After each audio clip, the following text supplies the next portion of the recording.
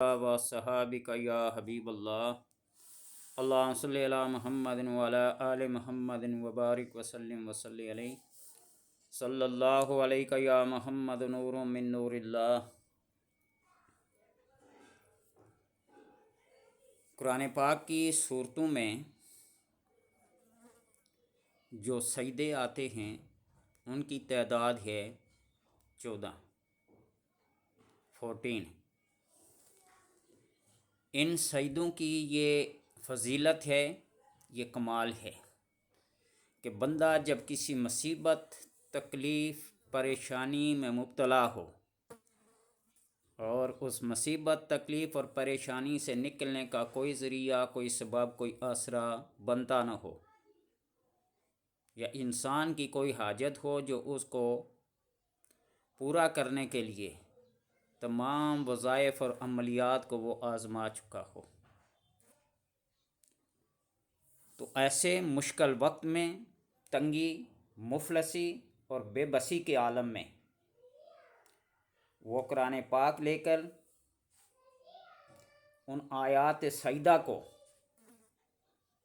ذہن میں رکھے، ان کو پڑھے، ان کو پہلے مینشن کرے، نشان زدہ کرے، اور پھر کسی بھی وقت باوضو پاکیزہ حالت میں مصلی پہ بیٹھ جائے اور ان آیات کو پڑھے۔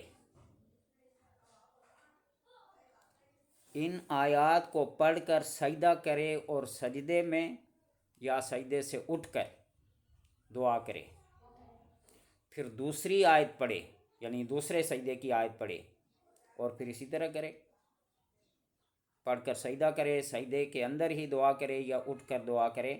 اس طرح 14 سجدے کرے گا اور 14 مرتبہ اللہ تبارک و تعالیٰ سے دعا کرے گا، تو اللہ تبارک و تعالیٰ اس کی وجہ سے اس کی مشکلوں کو، اس کی تکالیف کو دور فرما کر، اس کی حاجات کو پورا فرما کر اس کو خوشحال، سکھی اور بلند مرتبے والا بنا دیں گے۔ یہ اکابر، ائمہ، فقہا اور مجتہدین کا مجرب المجرب عمل ہے۔ جب فقہا یا مجتہدین کسی ایک بات پر اتفاق کر لیتے ہیں، اجتہاد کر لیتے ہیں، وہ بات حد تواتر تک جب پہنچ جاتی ہے تو مجرب المجرب کہلاتی ہے۔ کوئی اس کو مانے یا نہ مانے، عمل کرے یا نہ کرے، لیکن اپنے دکھوں کو، اپنے مصیبتوں کو کم کرنے کے لیے، اپنی حاجات کو پورا کرنے کے لیے، اپنے رزق میں اضافے کے لیے، اپنی روحانی مرتبوں کو بلند کرنے کے لیے ایک دفعہ ان آیات کا تجربہ کر دیکھیے۔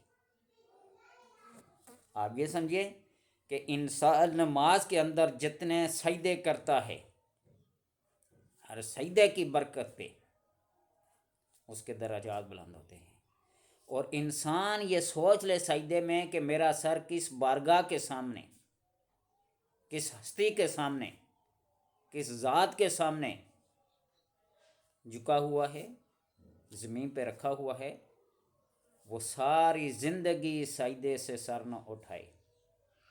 اسی لیے تو شیطان روتا ہے، اس نے ایک سجدے سے انکار کیا، اور ابن آدم کے ہر سجدے پہ وہ روتا ہے، چیختا ہے کہ ہائے وائے کہ میں نے ایک سجدے کا انکار کر کے بارگاہ سے راندا گیا، ملعون ٹھہرا، مردود ٹھہرا۔ آج وہ ایک سجدہ کر لیتا تو وہ ایک سجدہ ساری زندگی کے سجدوں سے کیا تھا، بھاری اور وزنی۔ تو لہٰذا پہلے آپ ان صورتوں کو دیکھ لیں کہ کن کن صورتوں میں سجدے آتے ہیں، کون کون سی آیات ہیں، کس کس پارے میں ہیں، پہلے ان کو نوٹ کر لیں، نشانیاں رکھ لیں، اور پھر مصلی پہ بیٹھ کر اس آیت کو پڑھیں، اور پڑھنے کے ساتھ ہی سجدہ کریں، سجدے میں دعا کریں، سجدے سے سر اٹھا کر دعا کریں۔ اللہ تبارک و تعالی ان حاجات کو، ان مناجات کو قبول فرما کر انسان جو کچھ اس سے مانگتا ہے اللہ اسے عطا کرتا ہے، اور یہ کام ایک ہی مجلس میں کرنا ہے۔ 14 آیات پڑھنے میں کتنی دیر لگتی ہے؟ کوئی بڑی آیات تو ہے ہی نہیں ہے، ایک لائن کی یا 1.5 لائن کی وہ آیت ہے۔ گویا کہ آپ نے ایک پیج، ایک صفحہ تلاوت کیا۔ سجدے کے اندر جو دیر لگیں، جو دعا مانگنے میں کہ دیر لگے، اتنا سا ٹائم لگتا ہے، 5 سے 7 منٹ میں سارے کا سارا عمل کیا ہو جاتا ہے، مکمل ہو جاتا ہے۔ اور ان آیات کی وجہ سے اللہ تبارک و تعالی بندے کی حاجات کو، مشکلات کو، بے بسیوں کو، بے برکتیوں کو دور فرما کر خیر و برکت عطا فرماتا ہے۔ 9واں سپارہ سورہ آراف کے اندر پہلا سجدہ ہے، آیت نمبر ہے 206۔ ان الذین عند ربک لا یستکبرون عن عبادتہ ویسبحونہ ولہ یسجدون۔ سورہ آراف آیت نمبر 206، پارہ نمبر 9۔ اور دوسرا سجدہ ہے 13ویں سپارے میں، 13ویں سپارے کی سورہ را۔ وَلِلَّهِ يَسْجُدُ مَنْ فِي السَّمَاوَاتِ وَالْأَرْضِ طَوْعًا وَكَرْهًا وَظِلَالُهُمْ بِالْغُدُوِّ وَالْآصَالِ۔ سورہ رات آیت نمبر 15، پارہ نمبر 13۔ اور تیسرا سجدہ ہے 14ویں سپارے میں، سورہ نحل آیت نمبر 50۔ یدعون ربهم من خوفهم ویفعلون ما یؤمرون۔ یہ 14ویں سپارے کا سورہ نحل کا سجدہ ہے، آیت نمبر ہے 50۔ اور چوتھا سجدہ سورہ بنی اسرائیل، پارہ نمبر 15، آیت نمبر 109۔ یعنی 9واں سپارہ، 13واں سپارہ، 14واں سپارہ اور 15واں سپارہ۔ سورہ بنی اسرائیل آیت نمبر 109۔ وَيَخِرُّونَ لِلْأَذْقَانِ يَبْكُونَ وَيَزِيدُهُمْ خُشُوعًا۔ اور 5ویں نمبر کا جو سجدہ ہے سورہ مریم، پارہ نمبر 16، آیت نمبر 58۔ اولئک الذین انعم اللہ علیہم من النبیین من ذریۃ آدم وممن حملنا مع نوح ومن ذریۃ ابراہیم واسرائیل وممن ہدینا۔ آیت نمبر 58 اور پارہ نمبر 16 سورہ مریم۔ اور اس کے بعد پارہ نمبر 17 سورہ حج، آیت نمبر 18۔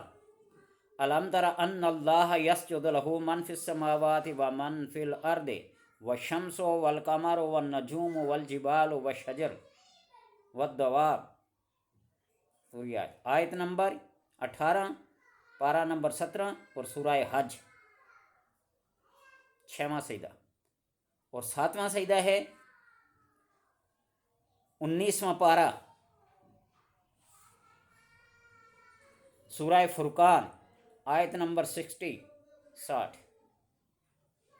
وَإِذَا قِيلَ لَهُمُ اسْجُدُوا لِلرَّحْمَنِ قَالُوا وَمَا الرَّحْمَنُ أَنَسْجُدُ لِمَا تَأْمُرُونَ وَزَادَهُمْ نُفُورًا۔ سورہ فرقان پارہ نمبر 19 اور آیت نمبر 60۔ 8واں سجدہ ہے سورہ نمل، پارہ نمبر 19، آیت نمبر 26۔ اللہ لا الہ الا ہوا رب العرش العظیم۔ اور ایک بات یہ بتاتا چلوں کہ اگر قرآن پاک کی تلاوت آپ کر رہے ہوں ایسی جگہ پہ جہاں سجدہ کرنے کی جگہ نہیں ہے، بعض لوگ بے وضو ہی قرآن پڑھنا شروع کر دیتے ہیں، یا کوئی بندہ پڑھ رہا ہے اور آپ کے کانوں میں وہ آواز پڑی اور آپ ایسی جگہ پہ ہیں کہ وہاں سجدہ کرنے کی جگہ نہیں ہے، تو آپ سورہ بقرہ کی یہ آیت جو آخری آیتوں میں سے آتی ہے، قالوا سمعنا وأطعنا غفرانک ربنا وإلیک المصیر، اس سجدہ تلاوت کو سن کر یا ایسی جگہ پہ آپ پڑھ رہے ہیں یہاں سجدہ کرنے کی جگہ نہیں ہے تو اس کے ساتھ یہ آیت پڑھ رہے ہیں، تو وہ وقتی طور پر آپ کے سجدے کا حکم پورا ہو جائے گا، اور جب آپ ایسی جگہ پہ پہنچیں جہاں سجدہ کرنے کی جگہ ہے تو آپ پھر اس کو سجدہ کر لیں۔ وقتی اس ضرورت کو پورا کرنے کے لیے قالوا سمعنا وأطعنا غفرانک ربنا وإلیک المصیر اگر پڑھ لیں تو آپ کا وقتی طور پر سجدہ ادا ہو جائے گا، اور جب آپ کو فرصت ملے، ایسی جگہ ملے جہاں سجدہ میسر ہو، تو آپ نے سجدہ کرنا، اس لیے کہ سجدہ کرنا واجب ہے، یہ بات یاد رکھنا۔ اور نواں سجدہ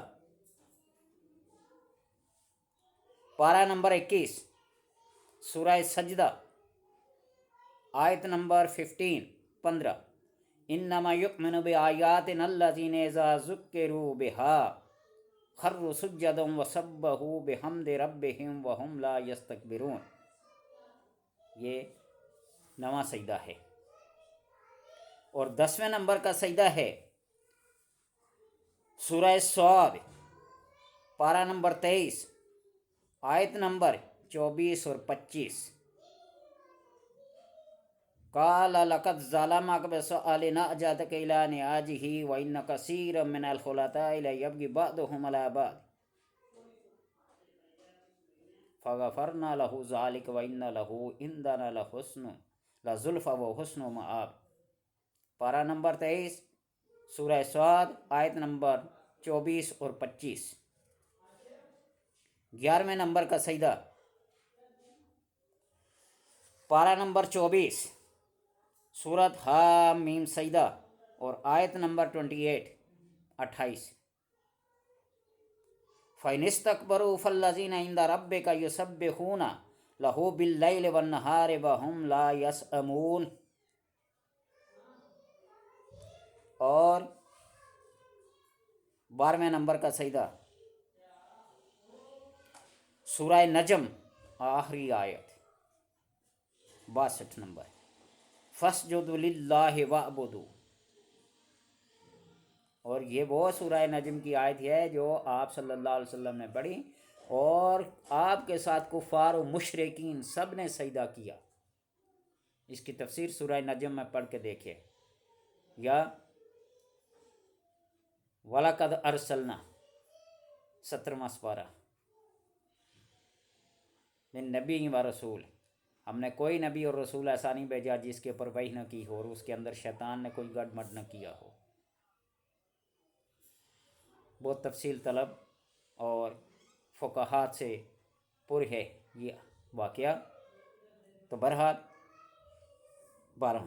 اور 13ویں نمبر کا سجدہ ہے سورہ انشقاق پارہ نمبر 30 آیت نمبر 21 وَإِذَا قُرِئَ عَلَيْهِمُ الْقُرْآنُ لَا يَسْجُدُونَ،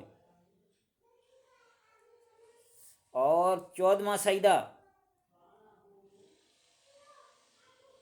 سجدہ سورہ اقرا سورہ علق کَلَّا لَا تُطِعْهُ وَاسْجُدْ وَاقْتَرِب۔ ان آیات کو آپ ایک مجلس میں، ایک ہی بیٹھک میں، ایک ہی نشست میں پڑھیں، مصلی بچھا لیں، باوضو ہو کر آپ ان آیات کو پڑھیے، سجدہ کر کے اللہ تبارک و تعالیٰ کی بارگاہ میں اپنے سجدے کی قبولیت کی دعا کریں، اور پھر جو کچھ اللہ سے مانگنا ہو اللہ تبارک و تعالیٰ اسے عطا کرتے ہیں۔ یہ جو عمل ہے یہ ائمہ فقہاء اور ائمہ مجتہدین اور ائمہ محدثین کا مجرب المجرب العمل ہے۔